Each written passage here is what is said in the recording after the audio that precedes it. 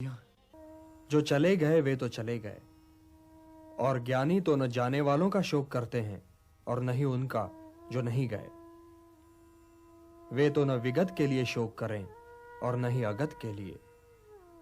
तुम्हारी शैली तो ज्ञानियों की ही है, किंतु बात तुम मूर्खों जैसी कर रहे हो कि मूल तत्व शरीर नहीं आत्मा है, और मृत्यु उसकी यात्रा का अंत भी नहीं है, क्योंकि उसकी यात्रा तो अनंत है।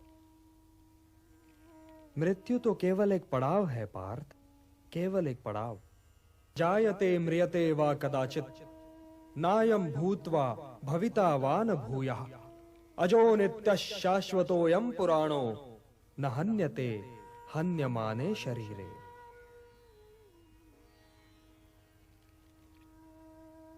आत्मा की यात्रा तो अनंत है पार्थ, और उसकी यात्रा के एक बिंदु पर शरीर पीछे छूट जाता है और यात्री आगे निकल जाता है, और वो बिल्कुल वैसे ही कोई नया शरीर पहन लेता है जैसे हम पुराना वस्त्र उतारकर नया वस्त्र पहन लेते हैं।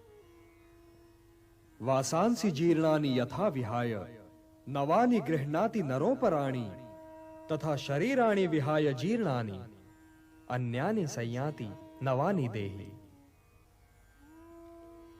हे पार्थ, विनाश तो आत्मा को छू ही नहीं सकता, तो फिर शोक कैसा?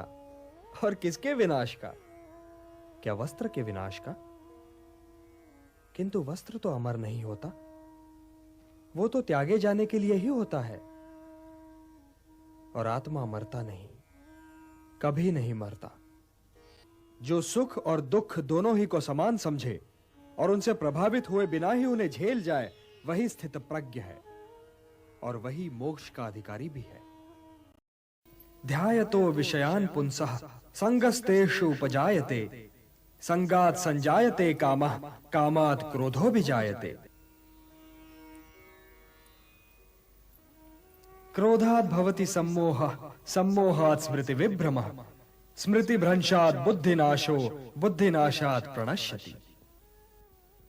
हे पार्थ, सामान्य पुरुष विषय का ध्यान करता है और विषय का ध्यान उसे आसक्त बना देता है।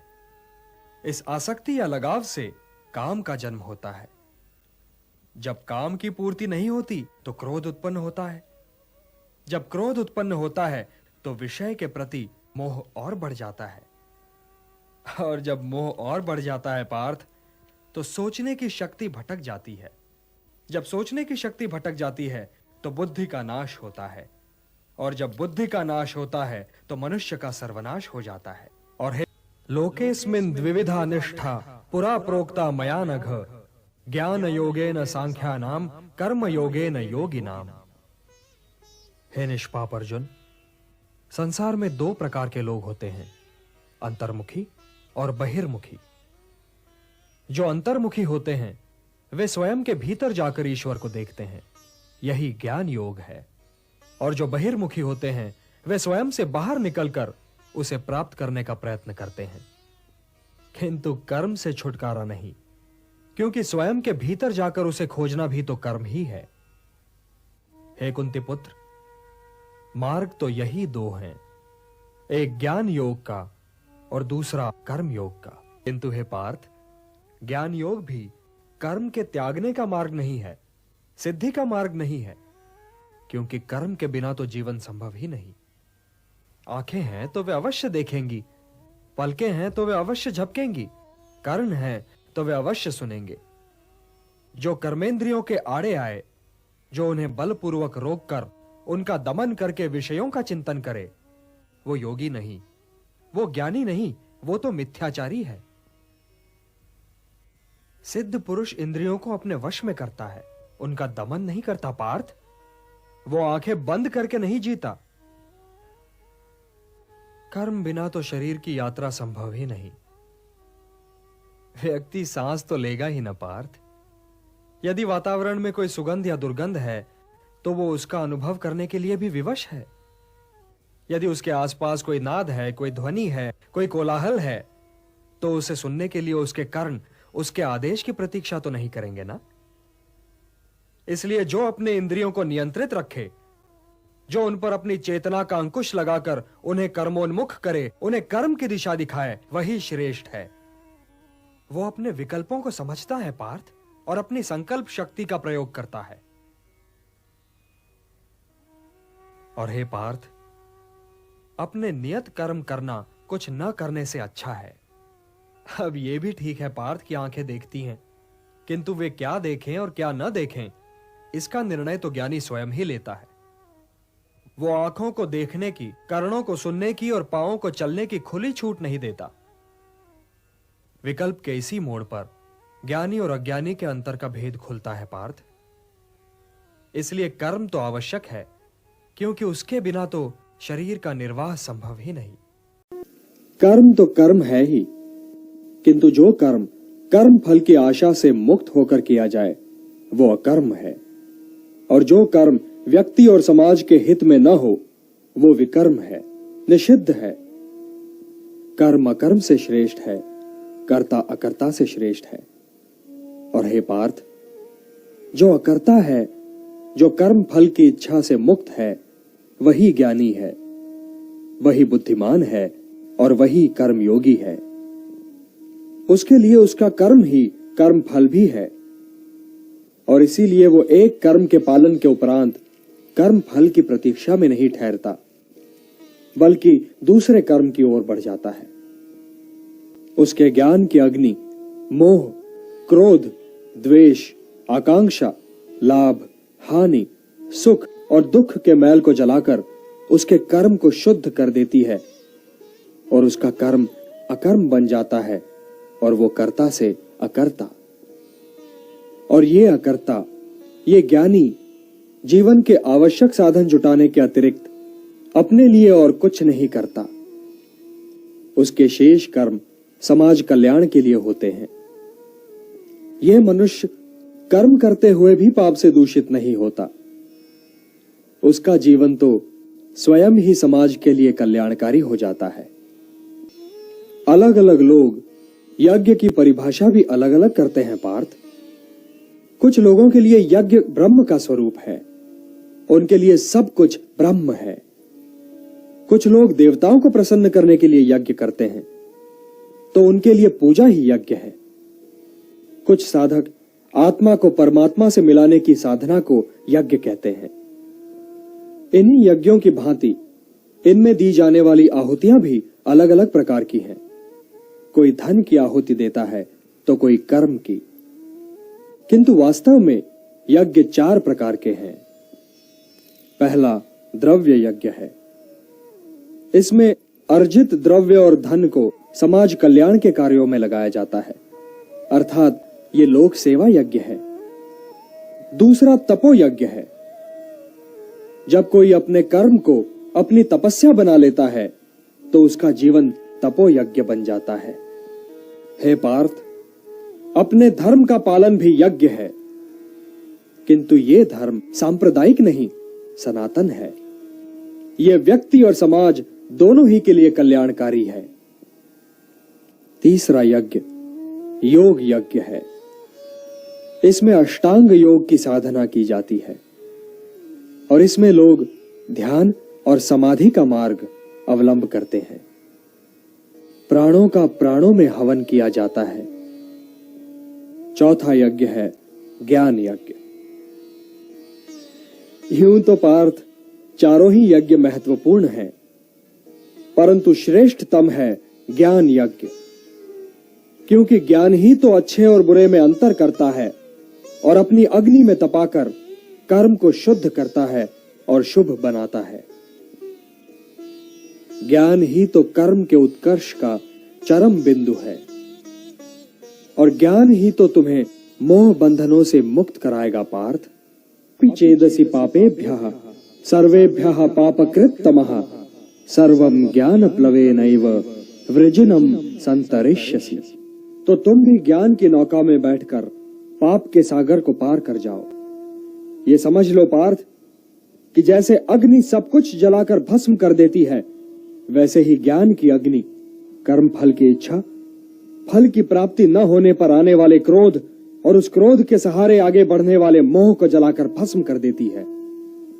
हे पार्थ, इस मंत्र को सदैव याद रखो कि संसार में ज्ञान के समान पवित्र करने वाली न ही कोई वस्तु है और ना ही कोई तत्व।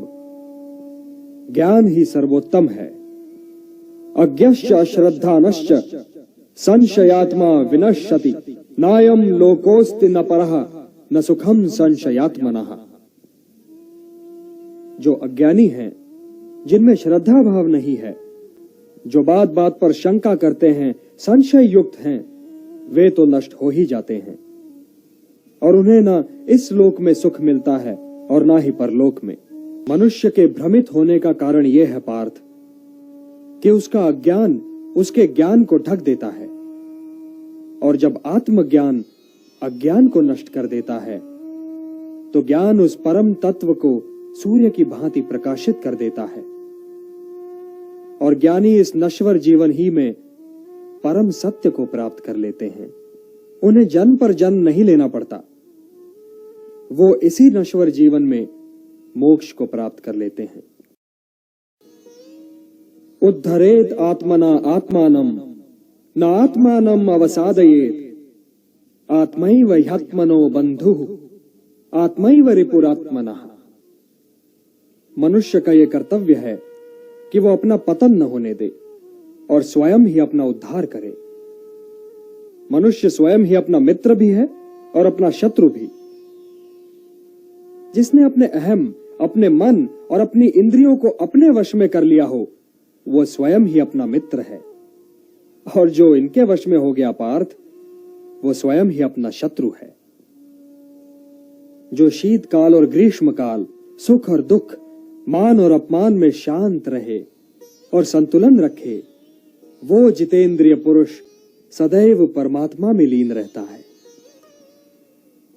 किंतु हे पार्थ, बहुत खाने वाले या बिल्कुल ही न खाने वाले, या अधिक सोने वाले या बिल्कुल ही न सोने वाले को ये योग सिद्ध नहीं होता। जीवन संतुलन का नाम है पार्थ, और संतुलित ढंग से जीने वाले मनुष्य का योग उसके दुखों को हर लेता है। जैसे वायु रहित स्थान पर दीपक की ज्योति निश्चल रहती है, वैसे ही मोह रहित योगी भी निश्चल रहता है। हे कुरुश्रेष्ठ, मेरे विस्तार का तो कोई अंत ही नहीं है, फिर भी सुनो। मैं प्राणियों के हृदय में स्थित आत्मा हूं। अहम आत्मा गुणाकेश सर्वभूताशय स्थितः अहम आदिश्च मध्यञ्च भूतानाम अंत एव च। हे गुणाकेश, मैं ही आरंभ भी हूं, मध्य भी और अंतिम का अंतिम छोर भी। मैं आदित्यों में विष्णु हूं, मरुतों में मरीचि, ज्योतियों में सूर्य और नक्षत्रों में चंद्र हूं। वेदानाम साम वेदोस्मि देवानाम अस्मि वासवः इंद्रियाणाम मनश्चास्मि भूतानाम अस्मि चेतना।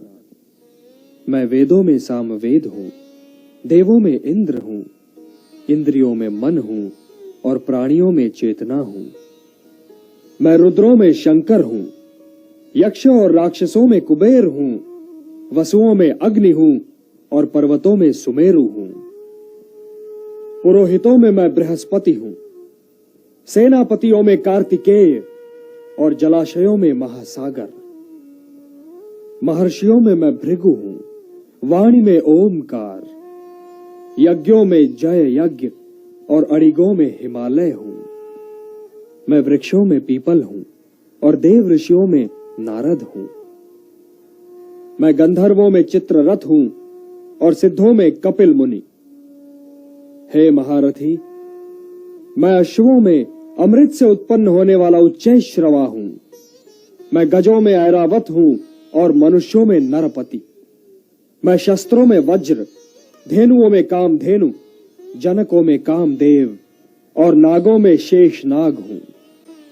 प्रह्लादश्चास्मि दैत्यानाम कालः कलयतामहम् मृगाणाम च मृगेन्द्रोहम वैनतेयश्च पक्षिणाम। मैं दैत्यों में प्रह्लाद हूं, गणकों में काल हूं, वनचरों में सिंह हूं और पक्षियों में विष्णु वाहन गरुड़ हूं।